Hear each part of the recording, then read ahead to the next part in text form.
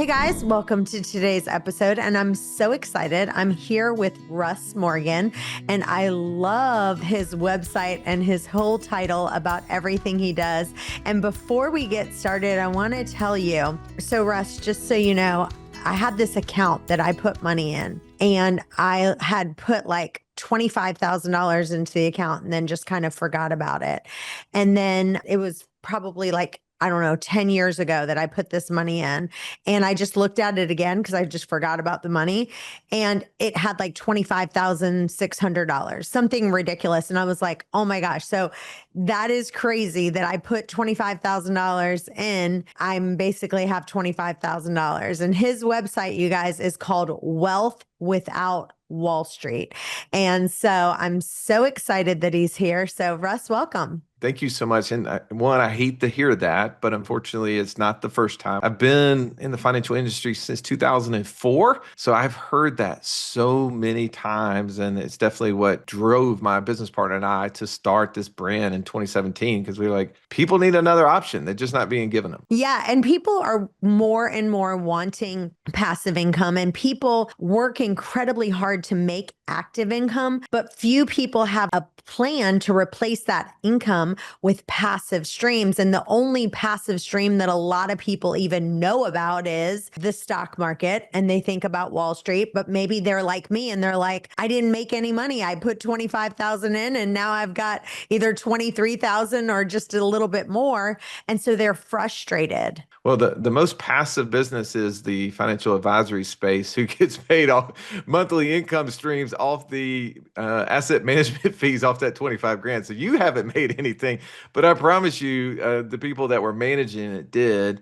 And yeah, here's the thing that, I know that your podcast covers so many topics, and I love that you're teaching people that there has to be a system, there has to be a way. And if what you have been doing haven't given you more of what you want, then what is the alternative? And so for us, we see that financial freedom is not defined when you have, 7, 8 figures in some magical account. It's actually when your passive income exceeds your monthly expenses. And right now, as you're driving down the road, you're running on the treadmill, whatever you're doing, you know and can know exactly how close to financial freedom you are by doing this one simple thing. Just take all the passive income, that's money that's coming in from things that you are not actively working for, and divide that number by how much your monthly expenses are. So if you have $1,000 a month coming in and you're spending 10,000 a month, you know that you're 10% of the way there. And the beauty of that is maybe you're 0%, maybe you're at 100%, but it gives you a goal. It helps you understand what the framework is, and now you can start making decisions based upon it. So good. So let me ask you, from your experience, where do most people get stuck when they're trying to build wealth? Like, why do so many high income earners just stay trapped in that earn and spend cycle? And even people who are making really great money, but they just feel stuck. 100%. That is one of the major issues that we have. It doesn't matter. It's not an income problem. So, Ray, it's not how much money we make, it's how much money that we have access to that we can put to work for us. I figured this out a long time ago, is that there's all these money traps that we've been taught to put our money in. And the number one obstacle to becoming financially free is not income, is lack of access to cash. So we put money in the stock market. Well, they're like, oh, well, I can go get it, Russ. I could call that person. But here's the thing, is that I used to be an investment advisor. I was a certified financial planner. And what I learned is nobody takes money out of the stock market. When it's going up, you don't want to take it out because you're afraid that it's going to keep going up. You don't take it out when it's going down because you're afraid that now you're going to lock it in. And so you ride that roller coaster. That's one of the biggest places. Or if you're working in some company that gives you a 401k, IRA, or whatever, you lock money up in it till you're 59 and a half. And so there's all these places that people stick money, and we call them money traps, that prevent them from getting access to it. And so I always say, if you can know if it's a trap, if A, it doesn't produce a passive income, or B, you can't use it to pay off a debt that would reduce a monthly expense, because that's the only two ways you can become financially free, is creating passive income that reduce monthly expenses. So when you start assessing where your money is, if it's not doing one of those two things or both, you know that it's stuck in a place that's not helping you get closer to what you want. Well, one of the things I love about you is that, I wrote the book, Delegate Everything But Sex. And if you're going to delegate anything, you have to have systems and processes, and you have to run it like an operating system, like it's a business. Even when you have passive income, you want to have a playbook for your money. So Mm. I want you to talk about kind of some of the key pillars of the system that you've built and how do they work together? I love that. What a great title, by the way. And I'm going to give you a ton of things, but I know that sometimes you have to be visual to see it. So if you go to wealthwithoutwallstreet.com/Chantel Ray, I'm going to give you the ebook. There's a webinar, all this that will give you all the visuals behind what we'll talk about. But yeah, we created this system. We call it the passive income operating system.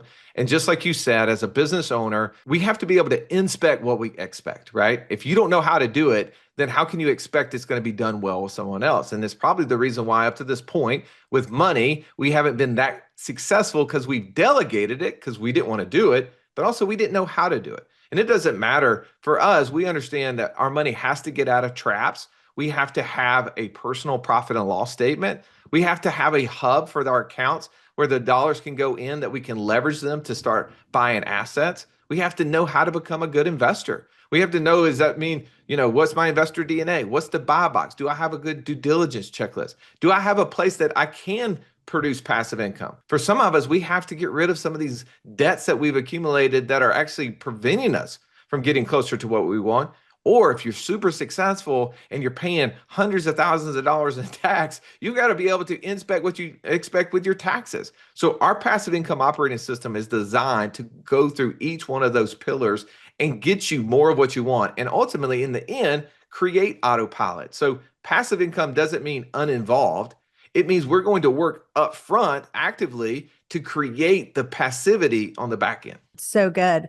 I want you to be really practical right now. And, for me, obviously, I'm in real estate and I know real estate like the back of my hand. And so I love doing things in that space, right? Because that's my wheelhouse. So it's like if someone tries to kind of get over on me, it's hard to because I know that space so well. So you could get over on me in an area that I don't know as well. So talk about that. Give us some real practical areas. Like give us some examples so people can, they can kind of touch it, feel it of what you're kind of explaining. Here's some simple, just like things you can do immediately.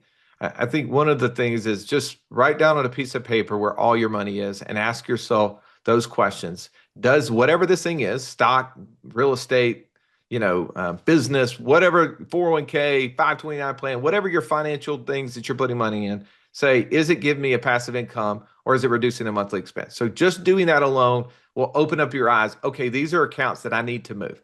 The second thing I would tell you very practically is that most people get paid from their business that either they're working in or they own, and they put it into a personal account and they try to make that account the superhero of accounts, meaning it's meant to do all the saving, the investing, the spending. You got your Netflix, you got your mortgage payment, the next vacation funds coming out of it.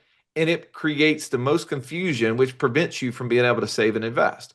So I would say, get rid of that account as the sole account that receives money from your businesses. I would make that account your expense account, and I would take every dollar that you get paid every single month, and I would send it to another account. So just go down to your bank and open up a checking account, call it your income account. And let's just pretend you're making 30 grand a month and you put 30 grand into that account. And then when you need to pay bills from that account that you already have that has all the bill pays and direct deposits and stuff coming out of it, then you send money from your income account to that. And if you do that for a full month, what you'll learn is how much your monthly expenses are. And I will say most of us as entrepreneurs, we're not really great with the details, right? And so we don't know how much money we're spending. Well, how can you become financially free if you don't know how much expenses you have? Because the only way you can become financially free is if you can get the passive income to exceed that number. So by doing that, you're going to immediately learn what your expenses are. And hopefully out of the 30 grand a month that you're putting into that account, you're spending less. So let's just say you're doing really good. You're only spending 25,000 of the 30 grand that you bring in. So now you have $5,000 of free cash flow. And you said, I'm not going to go put it back up into those money trap accounts. I've got to put it somewhere. And so this is where I would tell you to go open up a second checking account. You're going to call this your investment hub. This is going to be where you're getting the money out of your personal account so that now you can start looking for assets that you can buy with that 5 grand a month. And maybe you have to build it up. But what I would determine is most people have money in all these other money traps that eventually figure out how to start shifting it into their hub, and then they can start buying assets. So those two things alone, go start 2 checking accounts, and I promise you, you will save and invest more money than you ever have just by doing that. Let me ask you a quick question on that. So Yeah. let's say rental properties for just a second. Let's pretend that you have a property manager that runs it. And, one of the things that I talk about in my book is like my property manager, unless something is like over $1,000, he doesn't even come to me. So like, he doesn't even bother me and say, hey, the toilet is out or this is out. Like if it's not more than $1,000, I don't want to know about it. Just fix it, move on. So it is pretty passive in the sense that I don't get any phone calls. I'm not doing anything for it. He runs everything. I just get a check in that account. And there's other people who are like, well, yeah, but you still have to plan, you have to pay for accounting and stuff like that. Would you count that if you had rental properties that you had a property manager in your mind, would you count that as passive income? Yeah, for sure. So what you're asking is once we have that money in that investment hub, what do we invest in? And then is it passive or is it not? And Mm-hmm. so if you're actively having to work for it, then I would say no, right? I mean, some of us have businesses. I mean, I'm a big B business owner. So Robert Kiyosaki has the cash flow quadrant. And he says there's, Right. solo entrepreneur, self-employed. We think we have a business, but if we go on vacation, we quit working, money quits coming in at some point. A Mm-hmm. big B business owner is where others are working for the money and it continues to work and operate even sometimes better when we're not in the business. There's businesses that are connected to us, and there's business that, even though we have experience and influence in it, that can run without us. So that would be one of those for you, in my opinion, a big business or potentially an investment. What most people say is, should I invest? Oh, Chantel Ray's doing that. That sounds good. I should probably do that. And that's the mistake I made early on because I had friends that had hundreds and hundreds of rental properties and they were very successful. And I thought, okay, I don't need to reinvent the wheel. Just do what they're doing. So I went and bought one rental property, right? Like go ahead and dip my toe in, see how it works, and then start buying more. I hated it. I hated it. And I thought, if I hate it with this one, why would I go buy 99 more of it? That doesn't seem like fulfilling. And so for 11 years, Chantel Ray, it cost me from becoming financially free. And I didn't know why. And it wasn't until I learned that we all have this thing called investor DNA. It's things that we internally Mm. like, things that we want to do. And for me, I like to be involved. I like to influence. And I bought this property in a town that I didn't live in, that I couldn't influence how many times it could be rented. And I was like, yeah, it was passive. I wasn't doing anything. I was getting a check, but it was like, it didn't really fill me up. And so when I talk to people about investments, they say, which one should I do? I go, you should do the one that's connected to your investor DNA. And so I know people who own hundreds and hundreds of rental properties because they're fed by that, because they love doing a certain thing and they love that being passive. It's connected to who they are. One of the first things I did, Chantel Ray, is that I was like, okay, I know real estate's good. What way could I do it where it would allow me to use my influence? I would be fed by. So we started a short-term rental business. We went from 0 units to over 25 units in less than 18 months. And here's what it did. I'm not the one that ran it. We went and hired an operator. We put the operator in place. But the company was called Wake Up in Birmingham. I live in Birmingham, Alabama. And I started promoting it on my social media. We started talking about it on our podcast. I started telling friends, hey, if you're going to come into Birmingham, if you need to be here for whatever it is, a ball game, a hospital visit, family, we got a place. If your house burns down, it's hit by a tornado or it's flooded, I got a place for you to stay. I could influence it. And so, yeah, it started producing net $25,000, $30,000 a month for us. It was feeding who I was. So why did I grow it to 25 units? Because I loved it. We did the first unit, and in the first 45 days, I was like, I think this is amazing. So investor DNA connects who we are to the things we're investing in. And when you connect those dots, you'll go a lot faster to investing, which accelerated my path to financial freedom. Real estate agents, we're looking for agents that want to make a 6-figure income, and they want to join the Canzel team by partnering us with EXP in all 50 states. On our team, you'll get leads, training, support, coaching, mentorship, and more. Or if you want to just join us at EXP, you'll get coaching, support, mastermind, individual plans, and support to build out your passive income through revenue share. You'll have low fees, low splits, and and a cap. You'll have your choice of CRM and stock award. Want to know more? Go to Join Cancel for more information. Give us maybe like 4 more examples just so people can kind of understand. And I understand you're saying, look, we're going to help you figure out. And I love that because I 100% believe that you have to find your wheelhouse and which one of these areas of passive income work with you. But give us maybe 4 more that you help teach people about so people can get their mind wrapped around it. Yeah. So I'll give you just more that we're doing and what I see in our community people doing. So one, our job is to teach and help you uncover who you are as an investor so you become a better investor, give you the frameworks, and then connect that. And we're not the expert in all things, so I won't say that. But one of the ones that we started doing, again, around the real estate space was we started buying and selling raw land, little vacant tracts of raw land. I'm not talking about stuff in like downtown Miami or San Francisco, like these infill lots that are worth millions and millions of dollars. I'm talking about a 1/4 acre in the middle of Nowheresville, New Mexico, right? There's nothing special about it. So someone owned it and they wanted to sell it because they were paying taxes on it and they never went to it. And so we typically buy it at 25 cents on the dollar. And then we turn around and sell that property on Facebook, Craigslist, and some of these land websites to someone who would like to have a place to go, whether it's park a trailer, drive their 4-wheelers, go shoot rattlesnakes, whatever their thing is. There's a pig for every barn, basically. And we do it on monthly payments. So we own or finance it. So these are small tracts of land. We may buy one, Chantel, for $2,500 and turn around and sell it for $200 a month. And $500 a month down for the next 4 to 5 years. And we've done that so thousands of times at this point to where our passive income from that one strategy alone is over $33,000 a month. So I have a note portfolio of over $2.5 million of where we bought these little pieces of raw land, turned around and sold it. They're paying us monthly income for those things.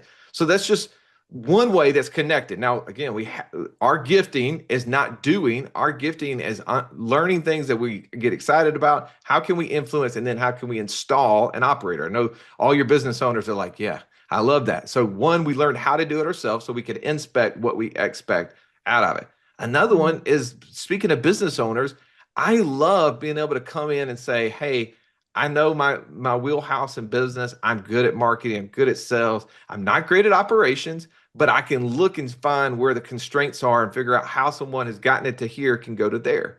And so we have partnered with existing business owners to help them. And as a result, we've been able to create a partnership where we get equity in the business and we get monthly income checks from that operating company. So that's another very simple one that we do. One that many people in here probably have invested in is some form of syndication, where you pool your money with a lot of other people and you invest in some asset class that you like. We've invested in car washes. We've invested in multifamily. We've invested in self-storage, oil and gas type things. This is where I use my gift of networking. I'm always telling people, not that I run a company called Wealth Without Wall Street. If they meet me on the side and say, what do you do, Russ? I say, I'm an investor. And so here's the upgrade for you immediately. If you want to become a great investor and you want to see opportunities, quit telling people I'm a real estate agent, I'm a business owner, I'm an architect, whatever your thing is, quit telling them that. Say, I'm an investor. I like investing in, fill in the things that you either are investing in or you want to invest in. And I promise you, deals will start coming to you.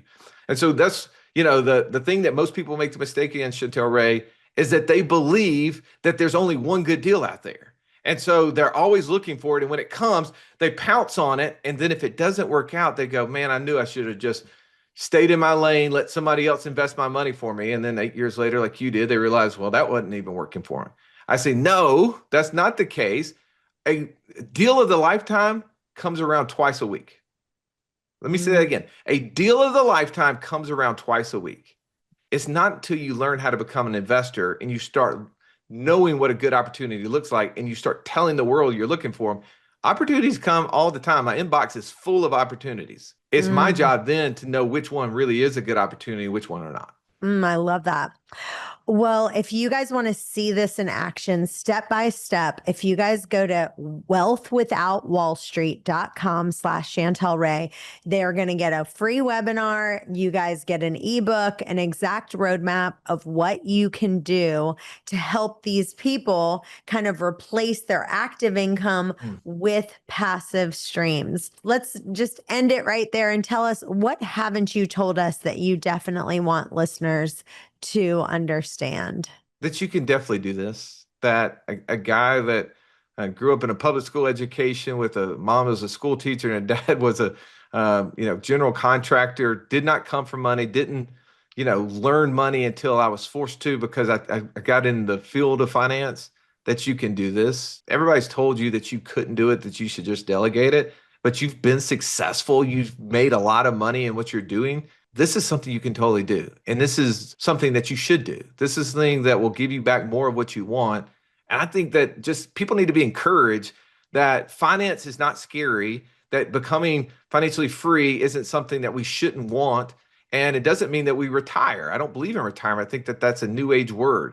But we should do things because we want to, not because we have to. Then we can serve way more people. So totally believe that you can do this. You just need to learn how to become a good investor and have a system. And we're happy to help if that's our job, or just point you to resources. And I want to say one last thing when we close. I think one of the things that I love about what you're doing is that what you do is you help people figure out what kind of investment fits their personality and their goals, and not just chasing that next shiny object. And I'll give you an example, because I personally did just some hard money lending on some properties, and I was lending the money directly to the people, and my admin were having to deal with some of those people and making sure they paid on time and stuff like that.